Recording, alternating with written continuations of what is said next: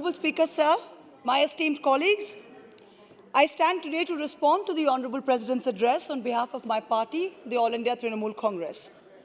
The President's address is the government's assessment of the state of the Union today. And I stand before you to vehemently disagree with that assessment and to ask the most important question that faces us all. What is the kind of republic we want? What is the India that we want today? What is our idea of India that we are willing to stand up for, fight for, be abused for, get jailed for? Ours is a living constitution.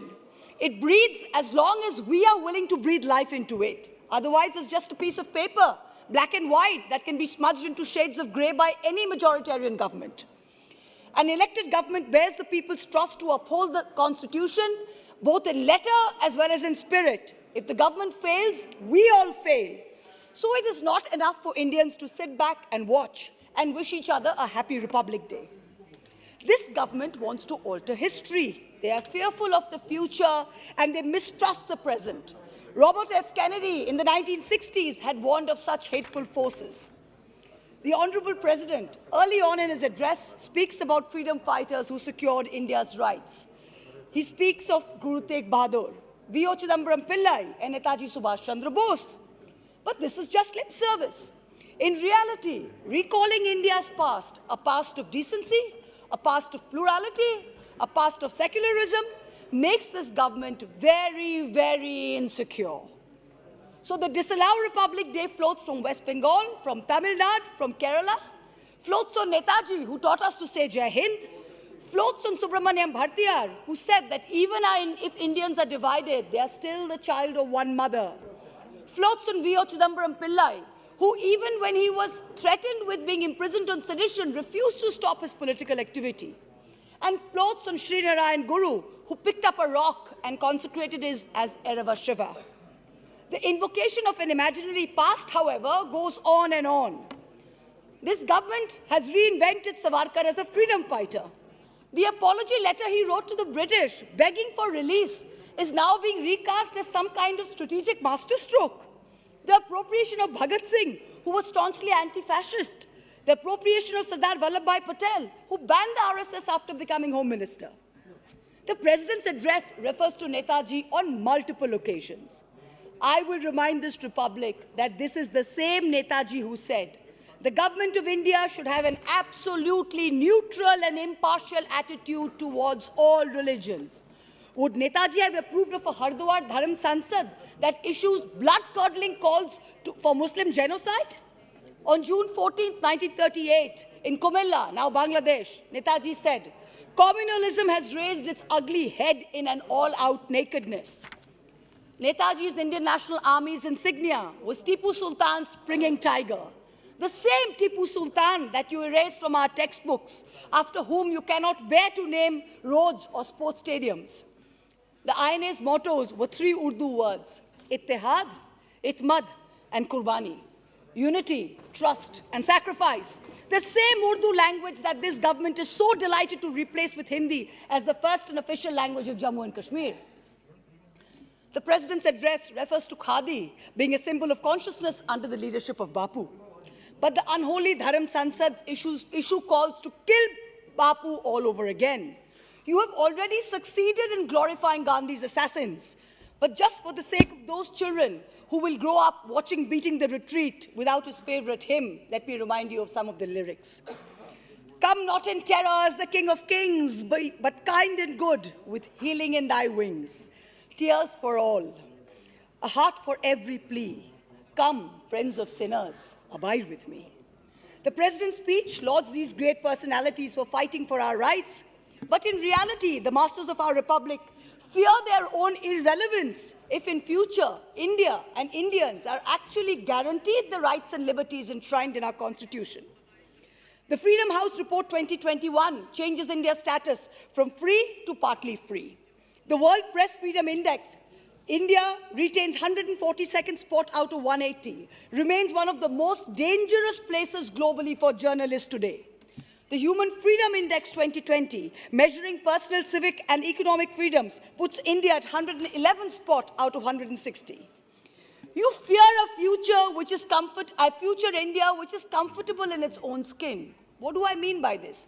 You fear an India which is comfortable with embracing. महुआ जी थोड़ा सा प्रेम से बोलिए, इतना गुस्सा नहीं करिए, अच्छा से बोलिए, क्या करें? हाँ, अच्छा से बोलिए, which is comfortable.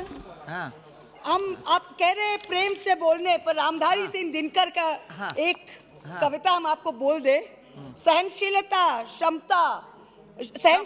क्षमा, दया को तब पूछता जग है, बल का दर्प चमकता उसके पीछे जब जगमग है। तो सहनशीलता, क्षमा सब देंगे, पर पीछे थोड़ा तो बल का दर्प होना भी चाहिए। नहीं, थोड़ा होना चाहिए, ज्यादा नहीं। डेफिनेटली आपके बात हम मानते हैं, थोड़ा ले आते हैं, पर बल का दर्प पीछे है और जग ये पूछते अभी है। सहनशीलता सबसे पहले। You fear a future India which is comfortable in its own skin, which is comfortable with conflicting realities. So you fear an India where a Jain boy can hide from home and enjoy a kati kebab on a street cart in Ahmedabad. So what do? You forbid non-vegetarian street food in Gujarat municipalities. You fear the future where on the eve of an election, you may not be able to arm twist government agencies to raid opposition leaders. So you need to extend the tenure of the CBI and ED chiefs depending on how they do your bidding.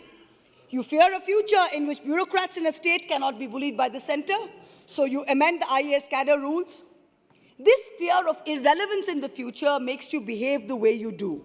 You are not content with just our vote. You want to get inside our heads, inside our homes, to tell us what to eat, what to wear, who to love. But your fear alone cannot keep the future at bay.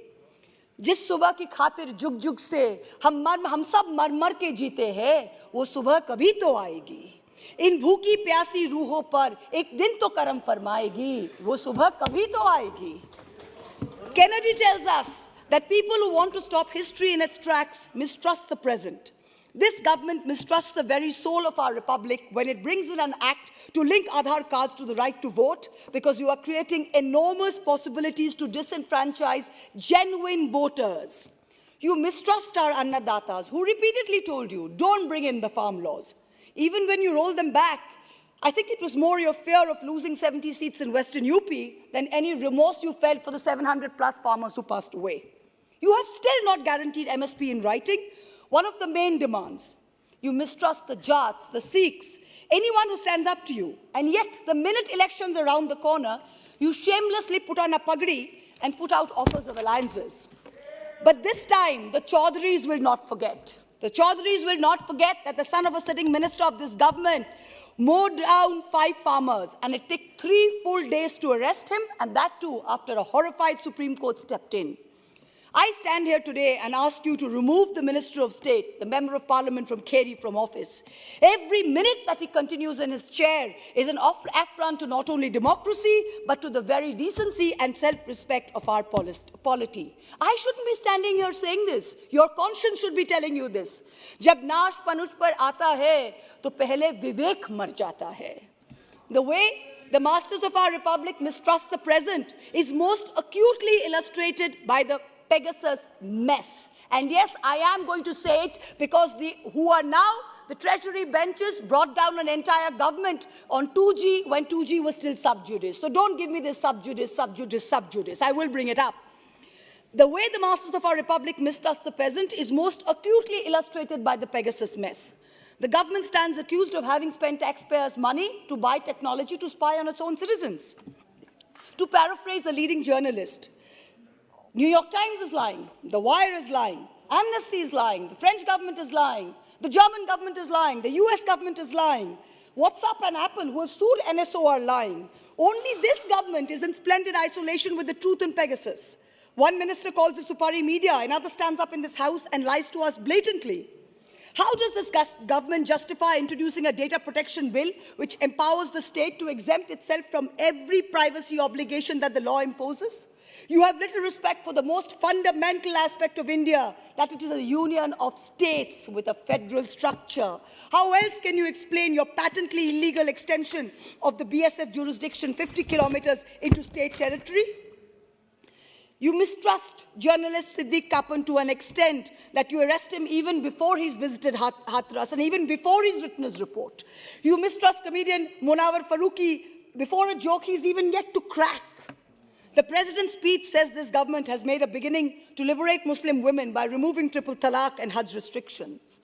And yet, on New Year's Day 2022, Muslim women in India awoke to the reality of being auctioned as bully buys. This was version 2.0 of 2021's Sulli deals.